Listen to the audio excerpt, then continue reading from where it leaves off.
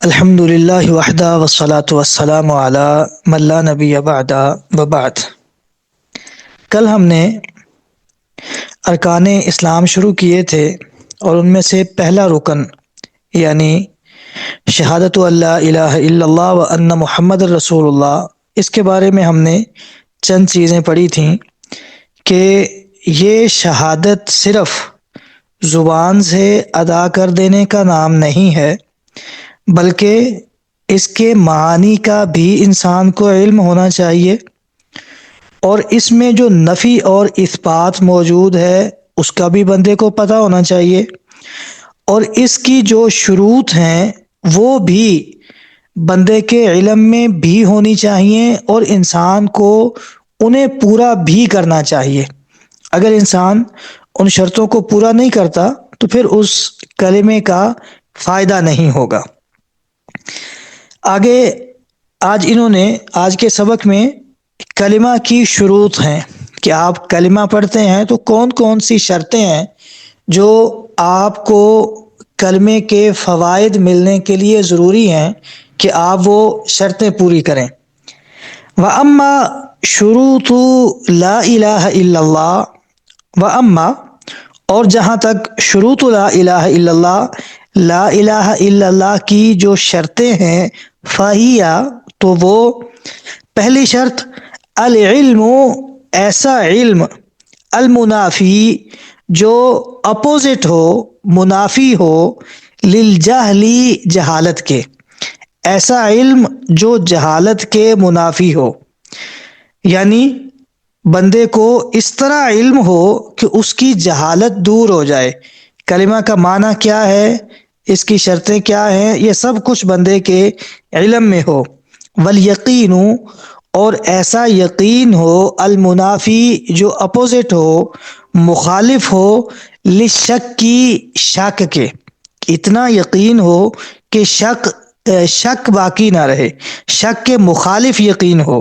والاخلاص، اور ایسا اخلاص ہو، المنافی، جو منافی ہو، اپوزٹ ہو، للشرکی، شرک کے، بندہ اللہ سبحانہ و تعالی کے لیے مکمل اخلاص سے یہ کلمہ ادا کرے اور شرک کی کوئی گنجائش نہ ہو۔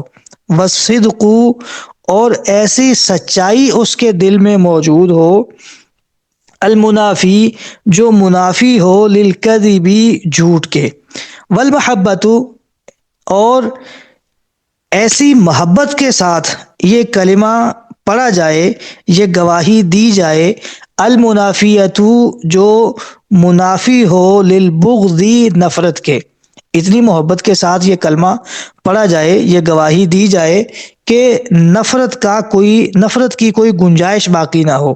والانقیاد، اور چھٹی جو شرط ہے وہ یہ ہے کہ الانقیاد، فرما برداری ہو انسان میں، المنافی، جو منافی ہو، للترکی، یہ لفظ انہوں نے للشرکی لکھا ہوا ہے، یہ شرک لفظ یہاں نہیں ہے، للترکی، ترک کہتے ہیں چھوڑ دینا۔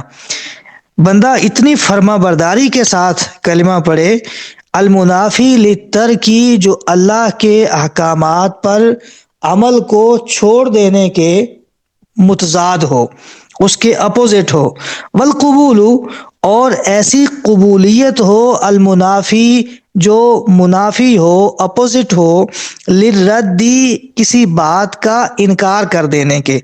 والکفر، اور جو آٹھویں شرط ہے اس کی وہ ہے الکفر، کفر کر دینا، بما، ان تمام چیزوں کا کفر اور انکار کر دینا، بما یعبد، جن کی عبادت کی جاتی ہے، من دون اللہ، اللہ سبحانہ و تعالی کے علاوہ، اللہ کے علاوہ جن چیزوں کی بھی عبادت کی جاتی ہے ان سب کے ساتھ کفر کر دیا جائے۔ یہ 8 شرطیں ہیں کلمہ کا صحیح فائدہ حاصل کرنے کے لیے، اور یہی جو 8 شرطیں ہیں، وقد جمعت، اگلے صفحے پہ، وقد جمعت فی البیتین، اور وقد جمعت، اور یہ 8 شرطیں جمع کر دی گئی ہیں، فی البیتین، 2 شعروں میں، الآتیین، جو آگے آ رہے ہیں، یہ آگے جو 2 شعر ذکر کیے گئے ہیں ان میں یہ پوری 8 شرطیں شاعر نے جمع کر دی ہیں۔ علم، یقین و اخلاص و صدقک مع محبت و انقیاد والقبول لہا۔ وہی 8 شرطیں جو انہوں نے پیچھے ذکر کی وہی یہاں ذکر کی ہیں۔ علم، پہلے نمبر پہ علم ہو، یقین، دوسری شرط یقین ہو، و اخلاص، تیسری شرط اخلاص ہو، و صدقک، اور آپ کی سچائی، 4 ہو گئیں۔ مع محبت، محبت کے ساتھ، وانقیاد، اور فرما برداری کے ساتھ، والقبول لہا، اور اللہ کے احکامات کو قبول کر کے، یہ 7 شرطیں ہو گئیں۔ وزید ثامنھا، وزیدہ، اور اضافہ کیا گیا ہے ثامنھا، ان 7 شرطوں کے ساتھ 8ویں کا، وہ کیا ہے؟ الکفران منک، آپ کی طرف سے کفر کر دینا، بما، ان تمام چیزوں کا، سول الہی، اللہ سبحانہ و تعالی کے علاوہ، معبود کے علاوہ، من الاشیاء، تمام چیزیں، قد اولیہا، جنہیں معبود بنا لیا جاتا ہے، اللہ کے علاوہ جن چیزوں کو معبود بنا لیا جاتا ہے ان تمام کا انکار کر دینا، یہ 8ویں شرط ہے۔ یہ کلمہ کے فوائد پانے کے لیے 8 شرطیں ہیں۔ جب تک انسان میں یہ شرطیں موجود نہیں ہوں گی تب تک انسان کلمہ کے فوائد حاصل نہیں کر سکتا۔ اگر کوئی یہ کہے کہ یہ شرطیں آپ نے کہاں سے لے آئے، اللہ رب العزت نے تو ایسی کوئی شرط ذکر نہیں کی، اور رسول اللہ صلی اللہ علیہ وسلم نے بھی یہی کہا ہے، من قال لا الہ الا اللہ دخل الجنہ، جو بندہ لا الہ الا اللہ کہہ دے گا وہ جنت میں جائے گا۔ تو آپ یہ شرطیں کہاں سے لے آئے؟ تو اس کے لیے ہم پہلی دلیل یہ دیتے ہیں کہ اللہ سبحانہ و تعالی نے فرمایا ہے، ان الصلاۃ تنہی عن الفحشاء والمنکر، کہ جو نماز ہے وہ انسان کو فحاشی اور منکر سے، بری باتوں سے، برے کاموں سے روکتی ہے۔ آج ہم دیکھتے ہیں کتنے لوگ ہیں جو نمازیں بھی پڑھ رہے ہیں، فحاشی بھی کر رہے ہیں، برے کام بھی کر رہے ہیں، اللہ کی نافرمانیاں بھی کر رہے ہیں، حالانکہ اللہ سبحانہ ہوا تعالیٰ تو فرما رہے ہیں کہ نماز برائی سے، بے حیائی سے اور برے کاموں سے روکتی ہے۔ تو پھر کیا وجہ ہے کہ لوگ نماز بھی پڑھ رہے ہیں اور ساتھ ساتھ وہ برائیاں بھی کر رہے ہیں؟ اس کا مطلب یہ ہے کہ کہیں نہ کوئی کمی موجود ہے کہ وہ نماز تو پڑھ رہا ہے لیکن نماز کی شرطیں پوری نہیں کر رہا۔ جب وہ نماز کی شرطیں پوری نہیں کر رہا تو پھر اسے وہ فوائد بھی حاصل نہیں ہو رہے۔ اس کی نماز کو اسے برائی سے روکنا چاہیے تھا، لیکن چونکہ نماز کی اپنی شرطیں پوری نہیں ہیں، اس کی نماز اس قابل نہیں ہے کہ وہ اسے برائی سے اور بے حیائی سے روک سکے۔ ایسے ہی اگر یہ کلمہ بھی اپنی تمام شرطوں کے ساتھ پڑھا جائے گا تو پھر ہی اس کا فائدہ ہوگا، ورنہ جس طرح نماز انسان کو بے حیائی اور برائی سے نہیں روک پاتی، ویسے ہی یہ کلمہ بھی انسان کو جنت میں نہیں لے جا سکے گا۔ اور یہ شرطیں ہم کہاں سے لائیں گے؟ یہ شرطیں ہم انہی دلائل سے لائیں گے جن دلائل سے لوگوں نے نماز کی، حج کی، روزے کی، زکوٰۃ کی شرطیں نکالی ہیں۔ نماز کی شرطیں، حج کی شرطیں، روزے کی شرطیں وہ بھی نہ تو اللہ سبحانہ و تعالیٰ نے بیان کی ہیں، نہ ہی رسول اللہ صلی اللہ علیہ وسلم نے ایسے کہہ کے بیان کیا ہے کہ نماز کے لیے یہ شرط ہے، حج کے لیے یہ شرط ہے اور زکوٰۃ کے لیے یہ شرط ہے۔ وہ بھی تو ہم نے قرآن و حدیث کے دلائل سے ڈھونڈ کے خود شرطیں نکالی ہیں کہ یہاں رسول اللہ یہ فرما رہے ہیں، اس کا مطلب یہ ہے کہ نماز کے لیے یہ شرط ہے، یہاں رسول اللہ صلی اللہ علیہ وسلم کا یہ فرمان ہے، تو اس کا مطلب یہ ہے کہ روزے کے لیے یہ چیز شرط ہے۔ تو جیسے ہم اللہ کے فرامین سے، رسول اللہ صلی اللہ علیہ وسلم کی حدیثوں سے ان تمام عبادات کے لیے شرطیں نکالتے ہیں، ویسے ہی ہم کلمہ کی جو شرطیں ہم نے بیان کی یہ بھی ساری کی ساری ہم رسول اللہ کے فرامین سے، اللہ رب العزت کے قرآن سے ہم نکالتے ہیں۔ اور ایسا نہیں ہے کہ جس بندے نے بس کلمہ پڑھ لیا اسے بس وہ جنت میں چلا گیا، اسے اس کا مفہوم پتہ ہے یا نہیں، اس نے اس کی کوئی شرطیں پوری کی ہیں یا نہیں، ایسا نہیں ہے۔ ہم قرآن مجید کو یا رسول اللہ صلی اللہ علیہ وسلم کے فرامین کو دیکھیں تو جیسے ہمیں نماز کے لیے شرطیں ملتی ہیں، حج زکوٰۃ کے احکام کی تفصیلات ملتی ہیں، ویسے ہی ہمیں ایک کلمہ کے لیے بھی کچھ شرطیں ملتی ہیں۔ حضرت وہب بن منبع رحمہ اللہ سے کسی نے کہا کہ آپ یہ جو کہتے ہیں کہ ہر کلمہ پڑھنے والا ایسے سیدھا جنت میں نہیں چلا جائے گا، اس کا کیا مطلب ہے؟ لا الہ الا اللہ جو ہے وہ جنت کی کنجی ہے، تو آپ کیسے کہہ سکتے ہیں کہ ہر کلمہ پڑھنے والا سیدھا جنت میں نہیں چلا جائے گا؟ انہوں نے کہا بھائی کلمہ جنت کی کنجی ہے، چابی ہے، لیکن آپ نے چابی کے ساتھ جو تالا کھولنا ہے اس تالے کے مطابق آپ کی اس چابی پہ دندانے بھی بنے ہونے چاہیے۔ ایسا نہیں ہو سکتا کہ آپ نے تالا کھولنا ہے، آپ ایک فلیٹ چابی لے کے آئیں اور کہیں کہ اس کے ساتھ تالا کھل جائے گا۔ فلیٹ چابی لے کے آئیں گے جس پہ دندانے نہیں بنے ہوئے تو وہ تالا نہیں کھولے گی۔ آپ اگر ایسا کلمہ لے کے آئے ہیں جس پہ آپ کے اعمال کے ساتھ آپ نے دندانے نہیں بنائے تو جنت کا تالا نہیں کھلے گا اس کے ساتھ۔ آپ کو کلمہ لے کے آئیں، آپ کلمہ آپ کا چابی ہے جنت کے لیے، لیکن اس کی جو شرطیں ہیں، جو اس کے ساتھ اللہ رب العزت نے سب کچھ کہا ہے، وہ بھی اس کے ساتھ آپ کو لے کے آنا پڑے گا۔ ان شرطوں کے بغیر آپ کا جو کلمہ ہے وہ جنت کا دروازہ آپ کے لیے نہیں کھولے گا۔ اور اگر کوئی یہ کہے کہ صرف لا الہ الا اللہ کہہ دینا کافی ہے، بس بندہ جنت میں چلا جائے گا، تو ہم اس کے سامنے قرآن مجید کی یہ آیت رکھیں گے کہ اللہ تعالیٰ فرما رہے ہیں اذا جاءک المنافقون قالوا نشہد انک لرسول اللہ۔ اللہ رب العزت رسول اللہ کو مخاطب کر کے فرما رہے ہیں کہ جب منافق آپ کے پاس آتے ہیں تو وہ آپ سے آ کے کہتے ہیں کہ ہم گواہی دیتے ہیں کہ آپ اللہ کے رسول ہیں، یعنی رسول اللہ کے سامنے منافق آ کے آپ کے رسول ہونے کی گواہی دیتے ہیں۔ اس کے باوجود اللہ سبحانہ و تعالیٰ کہتے ہیں کہ انہم لکاذبون، یہ جھوٹ بول رہے ہیں۔ اللہ رب العزت کہتے ہیں کہ جھوٹ بول رہے ہیں، یعنی منافقوں کو ان کے کلمہ پڑھنے کا کوئی فائدہ نہیں، حالانکہ انہوں نے زبان سے اقرار کیا، انہوں نے کلمہ پڑھا ہے، تو کلمہ پڑھا لیکن ان کے پاس وہ شرطیں پوری نہیں تھیں جو رسول اللہ صلی اللہ علیہ وسلم نے بتائی ہیں یا اللہ رب العزت نے بتائی ہیں، تو جب تک اس کی شرطیں پوری نہیں ہوں گی تب تک یہ لا الہ الا اللہ اسے فائدہ نہیں دے گا۔ حضرت حسن بصری رحمہ اللہ سے کسی نے کہا کہ کیا لا الہ الا اللہ کا اقرار کرنے والا جنت میں جائے گا یا نہیں؟ تو وہ کہنے لگے جائے گا، لیکن وہ جو اس لا الہ الا اللہ کے حقوق اور فرائض پورے کرے گا۔ اگر کسی نے کلمہ کے حقوق ادا کیے، اس نے جو جو ذمہ داریاں لگائیں وہ ذمہ داریاں ادا کی تو وہ بندہ جنت میں جائے گا۔ وہی بات جو وہب بن منبع رحمہ اللہ نے فرمایا تھا کہ اگر آپ کی اس چابی پہ دندانے بنے ہوئے ہیں تو آپ کی وہ چابی تالا کھولے گی، ورنہ وہ چابی تالا نہیں کھولے گی۔ اب آئیں اس کی شرطوں کی طرف۔ پہلی شرط ہے العلم المنافی للجہل۔ بندے کے کلمے کی قبولیت کے لیے پہلی شرط یہ ہے کہ بندے کے پاس ایسا علم ہو جو جہالت کے منافی ہو، یعنی کلمے میں جو نفی اور اثبات ہے اس کا اسے مکمل طور پہ علم ہو۔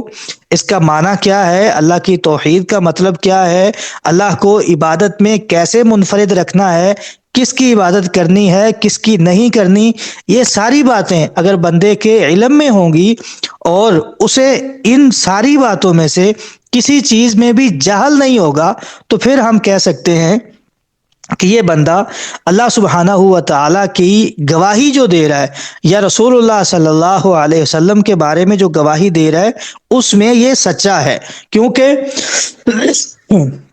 اللہ سبحانہ و تعالیٰ نے بھی گواہی دینے کے لیے علم کو ضروری قرار دیا۔ اللہ تعالیٰ فرماتے ہیں الا من شہد بالحق وهم یعلمون، مگر وہ لوگ جو حق کی گواہی دیتے ہیں وهم یعلمون، اور وہ جانتے بھی ہیں، پتہ بھی ہے کہ ہم کیا گواہی دے رہے ہیں۔ ایسے ہی رسول اللہ صلی اللہ علیہ وسلم نے فرمایا من مات وهو يعلم انه لا الہ الا اللہ دخل الجنہ، جو بندہ اس حال میں مر جائے کہ اسے علم ہو کہ اللہ کے علاوہ کوئی الہ نہیں ہے وہ جنت میں جائے گا۔ مطلب کلمہ پڑھتے ہوئے آپ کو کلمہ کے معنی و مفہوم کا علم ہونا چاہیے، یہ ہے پہلی شرط۔ دوسری شرط ہے ایسا یقین، بل یقین المنافی للشک، ایسا یقین جو شک کے منافی ہو، مطلب اتنا یقین ہو بندے کو اس کلمہ کے بارے میں کہ اس کے ذہن میں کوئی شک نہ آئے۔ اللہ تعالیٰ فرماتے ہیں انما المؤمنون الذین آمنوا باللہ ورسولہ ثم لم یرتابوا، مومن وہ لوگ ہیں آمنوا باللہ جنہوں نے اللہ کے الہ ہونے کی گواہی دی، ایمان لائے، ورسولہ ہی رسول پر ایمان لائے، ثم لم یرتابوا پھر انہوں نے شک نہیں کیا۔ جو اعمال ہیں، جو معاملات ہیں، ان میں ہم یہ کہیں گے کہ جہاں پہ یقین آ جائے اس کے بعد یقین کو بلا وجہ رد نہیں کیا جا سکتا۔ فقہی قاعدہ ہے کہ الیقین لا یزول بالشک، یقین شک کے ساتھ ختم نہیں ہو سکتا۔ اور ایک اور فقہی قاعدہ ہے کہ ما ثبت بیقین لا یزول الا بیقین مثلہ، جو چیز یقین کے ساتھ ثابت ہو جائے اس کا رد کرنے کے لیے اتنے ہی یقین والی چیز کی ضرورت ہوتی ہے۔ یہ سارے معاملات میں ایسے ہی ہے۔ آپ نے وضو کیا ہوا ہے، آپ کو یقین ہے میرا وضو ہے، بعد میں شک پڑا کہ پتہ نہیں وضو ہے یا نہیں، تو پہلے یقین ہے آپ کو کہ آپ کا وضو ہے، تو آپ اسی یقین پر قائم رہیں گے۔ آپ کو کسی کے آنے کا، کسی کے مسلمان ہونے کا یقین ہو گیا تو بعد میں آپ کو اسے کافر قرار دینے کے لیے اتنا ہی یقین چاہیے کہ اس نے کوئی ایسی بات کر دی ہے جس کی وجہ سے وہ کافر ہو گیا، ورنہ آپ کسی بات کا انکار نہیں کر سکتے۔ لیکن آپ کا اپنا ایمان، اس میں ایسا یقین ہونا چاہیے کہ اس میں کوئی شک نہ ہو۔ آپ کو یقین ہے کہ اللہ سبحانہ و تعالی موجود ہیں، اللہ نے ہمیں پیدا کیا ہے، اللہ ہمارے خالق ہیں، اللہ قادر ہیں، یہ ساری باتوں کا آپ کو یقین ہے۔ کہیں اگر تھوڑا سا شک درمیان میں آ گیا، پتہ نہیں اللہ تعالیٰ ہیں یا نہیں، پتہ نہیں اللہ نے ہمیں پیدا کیا ہے یا ہم خود بخود ہو گئے، پتہ نہیں اللہ سبحانہ و تعالیٰ قدرت رکھتے ہیں یا نہیں، کہیں بھی اگر تھوڑا سا بھی شک پیدا ہو گیا تو یہ ایمان کا بیڑا غرق کر دے گا، انسان ایمان سے خالی ہو جائے گا۔ ذرا سا بھی شک اس میں نہیں آنا چاہیے، یہ شرط ہے۔ آپ کے ذہن میں تھوڑا سا بھی شک اگر آ گیا تو آپ ایمان سے محروم ہو جائیں گے۔ تیسری شرط ہے اخلاص، بندے میں اخلاص ہونا چاہیے۔ جو آپ کلمہ پڑھ رہے ہیں اور کلمہ پڑھنے کے بعد آپ جو اعمال کر رہے ہیں وہ صرف اللہ سبحانہ و تعالیٰ کے لیے ہونے چاہیے۔ اگر اللہ کے لیے نہیں ہے، آپ کی عبادت ہے، آپ کا ایمان ہے، کچھ بھی ہے، اگر وہ اللہ کے لیے نہیں ہے تو اس کا کوئی فائدہ نہیں۔ اللہ تعالیٰ فرماتے ہیں وَمَا أُمِرُوا إِلَّا لِيَعْبُدُوا اللَّهَ مُخْلِصِينَ لَهُ الدِّينَ، ہم نے تو لوگوں کو حکم ہی یہی دیا ہے کہ اللہ کے لیے جو انہوں نے عبادت کرنی ہے وہ صرف اللہ کے لیے خالص کر کے کریں۔ اور اللہ تعالیٰ نے فرمایا الا للہ الدین الخالص، خالص دین صرف اللہ سبحانہ و تعالیٰ کے لیے ہے۔ جہاں کوئی ریاکاری آئی، جہاں کوئی ساتھ شریک ہوا، اللہ سبحانہ و تعالیٰ اس عمل سے بری و ذمہ ہو جاتے ہیں کہ مجھے ایسے کسی عمل کی ضرورت ہی نہیں ہے۔ اللہ سبحانہ و تعالیٰ شرک والے یا کسی کی شراکت والے عمل کو قبول نہیں کرتے۔ چوتھی شرط ہے الصدق المنافی للکذب، آپ اتنے سچے دل سے کلمہ پڑھیں کہ ذرا سی بھی اس میں جھوٹ کی گنجائش نہ ہو۔ اگر آپ جو زبان سے کلمہ ادا کر رہے ہیں وہ آپ دل سے تسلیم نہیں کر رہے تو آپ زبان سے جھوٹ بول رہے ہیں۔ آپ کا دل نہیں مانتا کہ اللہ ہیں، آپ کا دل یہ تسلیم نہیں کرتا کہ محمد رسول اللہ صلی اللہ علیہ وسلم اللہ کے رسول ہیں، تو پھر آپ جو زبان سے کہہ رہے ہیں کہ اشہد ان لا الہ الا اللہ وان محمد رسول اللہ، یہ آپ جھوٹ بول رہے ہیں۔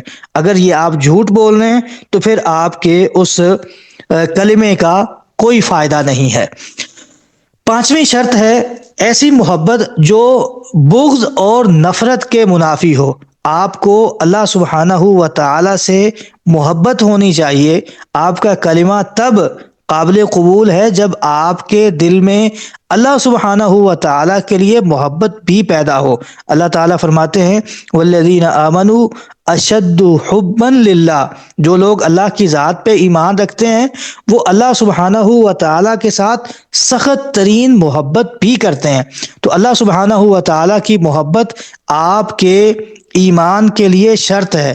رسول اللہ صلی اللہ علیہ وسلم نے تو یہاں تک فرمایا کہ صرف اللہ کے ساتھ محبت نہیں بلکہ ان چیزوں کے ساتھ بھی محبت کرنی ہے جن سے اللہ سبحانہ و تعالی محبت کرتے ہیں۔ رسول اللہ صلی اللہ علیہ وسلم فرماتے ہیں جس شخص کے اندر 3 خصلتیں پیدا ہو جائیں اس نے ایمان کی مٹھاس کو پا لی، ذاق طعم الایمان، اس نے ایمان کا ذائقہ پا لیا۔ کیا ہے؟ ان یکون اللہ ورسولہ احب الیہ مما سواہما، کہ اللہ اور اس کا رسول اس شخص کے نزدیک سب سے زیادہ محبوب ہونے چاہیے۔ اور دوسری شرط صرف اللہ اور اس کا رسول نہیں بلکہ وہ جس شخص سے بھی محبت کرے اس سے اللہ کے لیے محبت کرے۔ اور تیسری چیز وہ اسے کفر میں جانا اتنا برا لگے جیسے اسے یہ برا لگتا ہے کہ مجھے کوئی اٹھائے اور جہنم میں پھینک دے، مجھے کوئی اٹھا کے آگ میں پھینک دے جو مجھے پسند نہیں، اتنا ہی مجھے ناپسند ہونا چاہیے وہ کام جو اللہ کو پسند نہیں ہے۔ تو اللہ سے بھی محبت ہونی چاہیے، ان چیزوں سے بھی محبت ہونی چاہیے جو اللہ کو پسند ہیں، اور ان چیزوں سے نفرت ہونی چاہیے جو اللہ سبحانہ و تعالی کو پسند نہیں ہے۔ اگر یہ شرط آپ کے کلمہ میں موجود ہے، آپ کی شہادت میں موجود ہے، تب آپ کی شہادت آپ کو فائدہ دے گی۔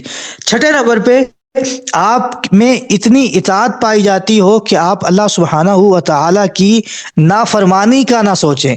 اگر آپ اللہ سبحانہ و تعالیٰ پہ ایمان رکھتے ہیں، اللہ کو قادر اپنا خالق تسلیم کرتے ہیں، تو پھر لازمی طور پہ آپ کو اللہ کی فرمان برداری بھی کرنی چاہیے۔ اور اس کے بعد 7ویں شرط ہے والقبول المنافی للرد، آپ اللہ کی قبولیت آپ کے نزدیک اتنی ہو، اللہ کے جو احکامات ہیں ان کو آپ اس طرح قبول کر لیں کہ کہیں بھی کوئی ایسی گنجائش موجود نہ ہو کہ اللہ کا حکم آئے اور آپ اس کا انکار کر دیں۔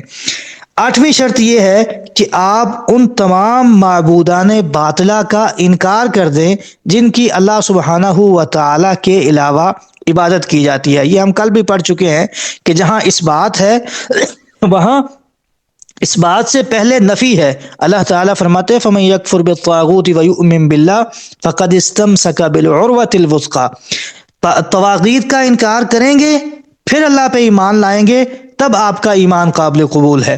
اور کل ہم نے یہ بھی پڑھا تھا کہ اللہ رب العزت نے اپنے انبیاء سے اور انبیاء کے متبعین سے یہ اعلان کروایا کہ ہم ان سب سے بری ہیں، ہمارا کسی مشرک کے ساتھ کسی شرک کے ساتھ ہمارا کوئی تعلق نہیں ہے۔ یہ 8 شرطیں ہیں کلمہ کے لیے۔ اس کے بعد یہ ایک حصہ ہو گیا شہادت اللہ الہ الا اللہ۔ اب شہادت کا دوسرا حصہ ہے مع بیانی، آگے صفحہ نمبر 5 پہ، مع بیانی ان محمد الرسول اللہ، آپ لا الہ الا اللہ کی گواہی دے رہے ہیں، اس کے ساتھ ساتھ مع بیانی، اس کی وضاحت اور اس کو بیان کرنے کے ساتھ ان محمد الرسول اللہ، کہ محمد صلی اللہ علیہ وسلم اللہ کے رسول ہیں، یہ بھی ساتھ گواہی دینی پڑے گی۔ ومقتضاها، اور اس کا تقاضا کیا ہے؟ آپ اشہد ان لا الہ الا اللہ اور اشہد ان محمد الرسول اللہ کہتے ہیں تو یہ آپ سے ڈیمانڈ کیا کرتا ہے؟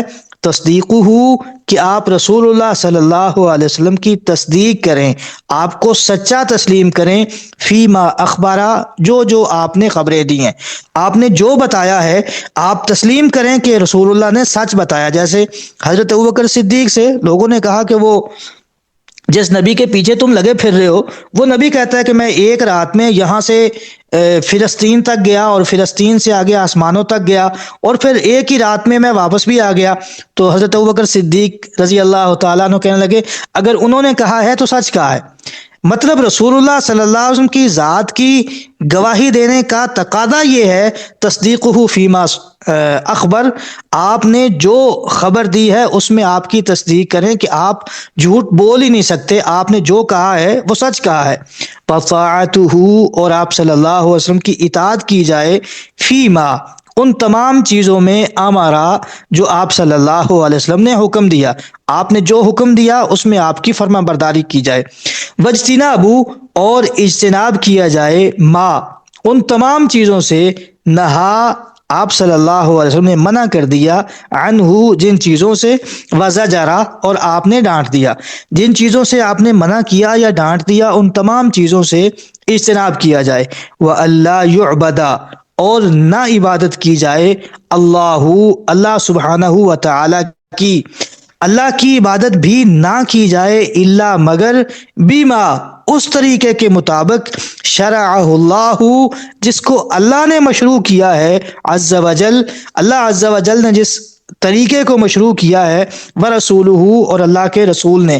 اللہ کی عبادت بھی کرنی ہے تو صرف اس طریقے سے کی جائے گی جیسے اللہ نے وہ عبادت کرنے کا حکم دیا ہے، جو طریقہ اللہ نے بتایا ہے اور جو رسول اللہ صلی اللہ علیہ وسلم نے بتایا ہے، اس کے مطابق اللہ کی عبادت کی جائے۔ یہ تقاضا ہے آپ کے اشہد ان لا الہ الا اللہ و اشہد ان محمد رسول اللہ کہنے کا، کہ آپ نے رسول اللہ کی فرما برداری ویسے کرنی ہے جیسے اللہ نے کہی ہے یا رسول اللہ نے کہی ہے، اور آپ نے اللہ کی عبادت کرنی ہے تو وہ ویسے کرنی ہے جیسے اللہ سبحانہ و تعالی نے حکم دیا اور جیسے رسول اللہ صلی اللہ علیہ وسلم نے بتایا، پھر ہی ہم وہ غیر المغضوب علیہم ولا الضالین والے راستے سے بچ کے صراط المستقیم پہ چل سکیں گے۔ یہ پہلا رکن تھا اسلام کا، شہادت اللہ الہ الا اللہ۔ باقی 4 ارکان انہوں نے بالکل اختصار کے ساتھ بیان کیے ہیں، کیونکہ باقی جو 4 ارکان ہیں، نماز، روزہ، حج، زکوٰۃ، یہ ساری چیزیں آپ ان کی فضیلت، ان کی فرضیت، ان کے بارے میں باقی چیزیں، ان کے احکام، وہ آپ اکثر کتابوں میں دیکھتے اور پڑھتے رہتے ہیں، لیکن یہ کلمہ کے بارے میں، شہادت اللہ الہ الا اللہ کے بارے میں جو شرطیں ہیں، جو اس کے تقاضے ہیں، یہ چیزیں اکثر کتابوں میں آپ کو نہیں ملتی۔ اس لیے انہوں نے زیادہ جو فوکس کیا ہے وہ شہادت اللہ الہ الا اللہ پہ، اور آخری جو احکام ہیں وہ انہوں نے بالاختصار ذکر کر دیے۔ ثم یبین، پھر بیان کیا جائے، للطالبی، طالب علم کے لیے، بقیت ارکان الاسلامی، اسلام کے باقی ارکان، الخمسۃ، بقیت ارکان الاسلامی الخمستی، اسلام کے جو باقی 5 ارکان ہیں وہ بیان کیے جائیں۔ وہی، وہ کون سے رہ گئے؟ 5 میں سے ایک بیان ہو گیا، پیچھے 4 رہ گئے۔ وہی الصلاۃ والزکوٰۃ، اور وہ ہیں نماز، زکوٰۃ، وصوم رمضان، رمضان کے روزے، وحج البیت، اور بیت اللہ کا حج، وحج البیت الحرامی، بیت الحرام کا حج، لمن، اس کے لیے، استطاع، جو استطاعت رکھتا ہو، الیہ، بیت اللہ تک کی، سبیلا، راستے کی، جو بیت اللہ تک جانے کا جو راستہ ہے اس کی استطاعت رکھتا ہے، اس کے پاس زاد راہ بھی ہے اور اس کے پاس جانے کی ہمت بھی ہے، اتنی صحت بھی ہے کہ وہ وہاں تک پہنچ سکتا ہے، تو اس پر بیت اللہ کا حج فرض ہے۔ یہ 5 ارکان ہو گئے۔ پہلا گواہی تھی، کلمہ تھا، شہادت اللہ الہ الا اللہ وان محمد رسول اللہ۔ دوسرا رکن اسلام کا نماز ہے، تیسرا زکوٰۃ ہے، چوتھا صوم رمضان یعنی رمضان کے روزے، اور 5واں رکن ہے حج البیت الحرام، بیت اللہ کا حج، جو بندہ وہاں تک پہنچنے کی استطاعت رکھتا ہے۔ اس کے بعد تیسرا سبق ہے، اسی صفحے پہ صرف 2 لائنیں ہیں، یہ بھی ساتھ پڑھ لیتے ہیں۔ الدرس الثالث ارکان الایمان، پہلے اسلام کے ارکان تھے اور یہ ایمان کے ارکان ہیں، دونوں میں فرق کیا ہے؟ ایمان وہ ہے، وہ یقین جو آپ کے اندر موجود ہے، اور اسلام وہ بلڈنگ ہے جو سامنے نظر آتی ہے۔ ایمان آپ کے اندر ہے، اور جو اسلام ہے وہ جو سامنے نظر آتا ہے۔ اب جو اوپر ہم نے ارکان پڑھے تھے اسلام کے، وہ سارے ایسے ہیں جو بظاہر نظر آتے ہیں۔ آپ کلمہ پڑھیں گے نظر آئے گا، نماز پڑھیں گے، روزہ رکھیں گے، زکوٰۃ دیں گے، بیت اللہ کا حج کریں گے، سارے کے سارے ظاہری اعمال ہیں۔ آپ کے جوارح کے ساتھ، آپ اپنے اعضاء کے ساتھ انہیں سر انجام دیں گے، لیکن جو ایمان ہے وہ آپ کے اندر ہے، اور اس کے جو ارکان ہیں وہ بھی سارے کے سارے آپ کے اندر ہیں۔ وہ کیا ہیں؟ ارکان الایمانی، ایمان کے ارکان، وہی ستتن، اور یہ چھ ہیں۔ یہاں واو ڈبل لکھی گئی غلطی سے، یہ صرف وہی ستتن، یہ چھ ارکان ہیں۔ کیا کیا ہیں؟ ان تؤمن باللہ، کہ آپ اللہ سبحانہ و تعالی پر ایمان رکھیں، وملائکتہ، اور اس کے فرشتوں پر ایمان رکھیں۔ اللہ تعالی پر ایمان رکھیں، اللہ نے جو اپنے نام بتائے، جو اپنی صفات بتائیں، جو اپنے اختیارات بتائے، سب کچھ تسلیم کریں۔ وملائکتہ، اور اللہ کے فرشتوں پر بھی ایمان رکھیں۔ فرشتوں پر ایمان کیا ہے؟ اللہ رب العزت نے فرشتوں کے بارے میں جو کچھ بتایا، فرشتوں کا وجود ہم تسلیم کرتے ہیں، اللہ سبحانہ و تعالیٰ کی عبادت کرتے ہیں، ہم تسلیم کرتے ہیں۔ اللہ سبحانہ و تعالیٰ نے فرشتوں کو مختلف ذمہ داریاں دی ہوئی ہیں، ہم تسلیم کرتے ہیں۔ اللہ سبحانہ و تعالیٰ نے فرشتوں کے بارے میں بتایا کہ وہ اللہ کی نافرمانی نہیں کرتے۔ ہم جتنی چیزیں اللہ سبحانہ و تعالیٰ نے فرشتوں کے بارے میں بیان کی ہیں قرآن و حدیث میں، ہم ساری تسلیم کرتے ہیں۔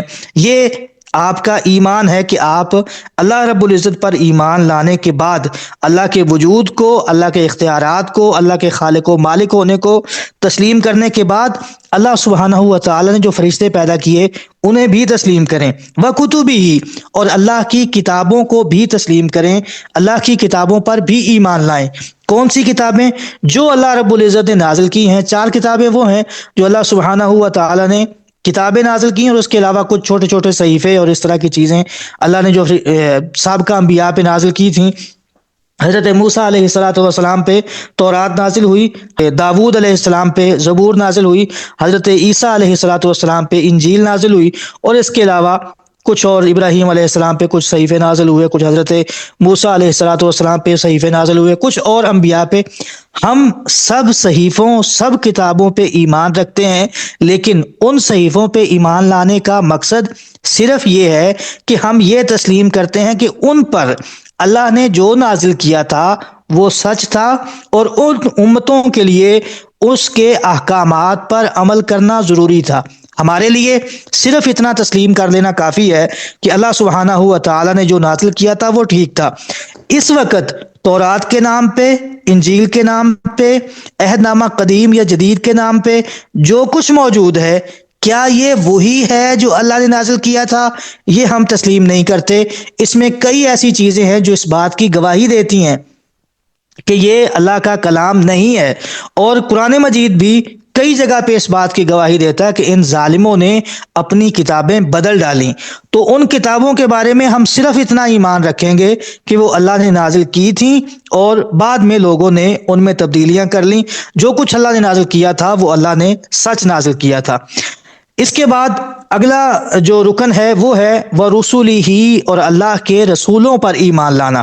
اللہ رب العزت نے جتنے رسول بھیجے تھے ہم سب کو سچا رسول تسلیم کرتے ہیں، لیکن احکامات ہم صرف محمد رسول اللہ صلی اللہ علیہ وسلم کے لائے ہوئے تسلیم کریں گے، کیونکہ سابقہ تمام انبیاء کی شریعتیں ان کے وقت کے لیے تھیں۔ رسول اللہ صلی اللہ علیہ وسلم تشریف لائے تو سابقہ ساری جو شریعتیں تھیں وہ منسوخ ہو گئیں۔ وبالیوم الآخر، اور ہم آخرت کے دن پر بھی ایمان رکھتے ہیں۔ یہ بھی ہمارے ایمان کا رکن ہے کہ ہم یہ تسلیم کریں کہ اللہ سبحانہ و تعالیٰ نے جیسے ہمیں عدم سے وجود دیا، ہم نہیں تھے، اللہ نے ہمیں پیدا کیا، ایسے ہی اللہ ہمیں ماریں گے، ختم کریں گے، اور پھر دوبارہ اللہ سبحانہ و تعالیٰ ہمیں زندہ کریں گے، اور وہاں ہمارا حساب ہوگا، اور ہمارے اعمال کے مطابق ہمیں جنت یا جہنم میں لے جایا جائے گا۔ اور چھٹا رکن ایمان کا وَتُؤْمِنَ بِالْقَدْرِ، آپ تقدیر پر ایمان رکھیں، خیرہ، وہ اچھی ہو و شرری ہی یا بری ہو، خیر اور شر جو بھی تقدیر ہے من اللہ تعالی، وہ اللہ سبحانہ و تعالی کی طرف سے ہے۔ اس بات پر بھی ایمان رکھیں۔ یہ آپ کا ایمان 6 چیزوں پہ مشتمل ہے، 6 ارکان ہیں اس کے۔ آپ اللہ کی ذات پر، اس کی صفات اور اللہ کے حوالے سے جو معلومات موجود ہیں ان سب کو تسلیم کریں، فرشتوں کو تسلیم کریں، خود اللہ کی کتابوں پہ ایمان لائیں، اللہ کے رسولوں پہ ایمان لائیں، آخرت کے دن پہ، اور اللہ سبحانہ و تعالی کی بنائی ہوئی تقدیر پر ایمان لائیں۔ یہ چیزیں اگرچہ تھوڑا سا زیادہ تفصیل کے ساتھ بیان ہونی چاہیے، لیکن اتنا ٹائم نہیں ہے۔ اس طرح تفصیل سے بیان کرتے رہیں گے تو پھر یہ کتاب مکمل نہیں ہوگی، اس لیے ذرا اختصار کے ساتھ ہی اس کو بیان کرنے کی کوشش کرتے ہیں۔ تو اللہ سبحانہ و تعالی کی ان 6 چیزوں پر ایمان لانا، اللہ رب العزت، اللہ کے فرشتے، کتابیں، رسول، یوم آخرت اور اللہ سبحانہ و تعالی کی بنائی ہوئی تقدیر، ان 6 چیزوں پر آپ ایمان لائیں گے تو آپ کا ایمان مکمل ہوگا۔ ان میں سے کسی ایک کو چھوڑ دیں گے، کسی ایک کا انکار کر دیں گے تو ایمان کا وہ رکن گر جائے گا اور آپ کا ایمان نامکمل رہے گا۔ جیسے اوپر 5 چیزیں تھیں جو اسلام کے ارکان تھے، وہ 5 چیزیں موجود ہیں تو آپ کا اسلام ہے۔ ایسے ہی یہ 6 چیزیں اگر 6 کی 6 موجود ہیں تو آپ کے ایمان کی بلڈنگ کھڑی ہے، اور اگر آپ ان میں سے کسی کا انکار کر دیں گے تو آپ ایمان سے محروم ہو جائیں گے۔ وباللہ التوفیق۔